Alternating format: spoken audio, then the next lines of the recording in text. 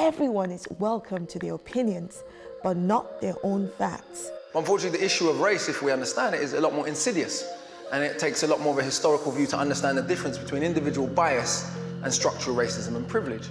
No, I think it is a British problem because there is so much historical amnesia about what the empire really entailed.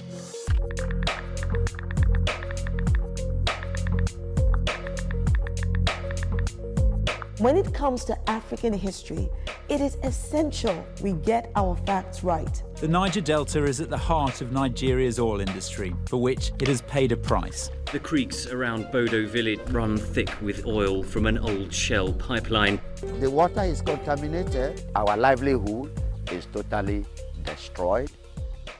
The name Nigeria was literally thought up by a British Times journalist.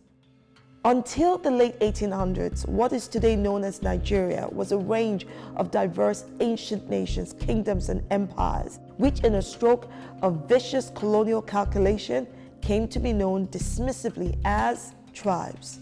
Some of these kingdoms, empires, and nations had populations much bigger than Britain itself.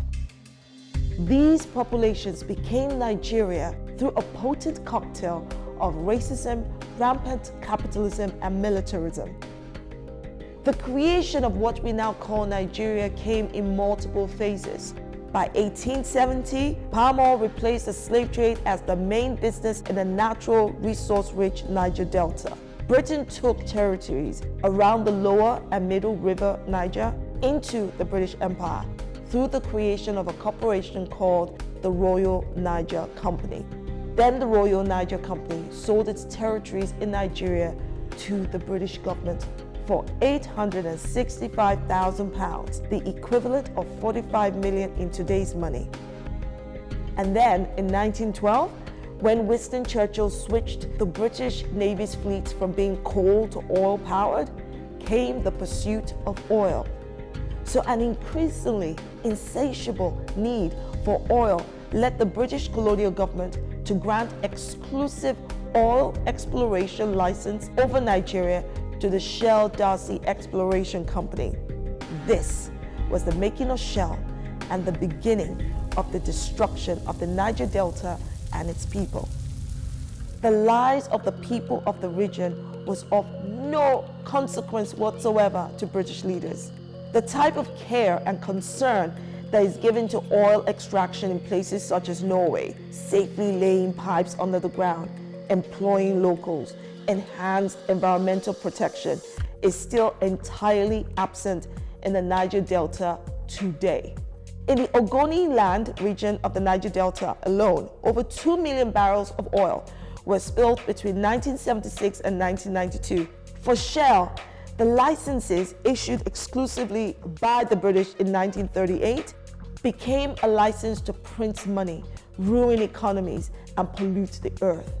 While Shell rakes in the cash, what the people got in return was a life expectancy of just 40 years. And they also got the blame. In the exact same way rogue police officers use racist tropes to frame innocent black people, Shell regularly blames the people of the Niger Delta for the misery and criminality inflicted upon them. The people of the Niger Delta are fighting back, but their resistance has come at a huge cost. In 1995, 9 members of the Movement for the Survival of the Ogoni People, MOSOP, were hanged by the then Nigerian dictatorship.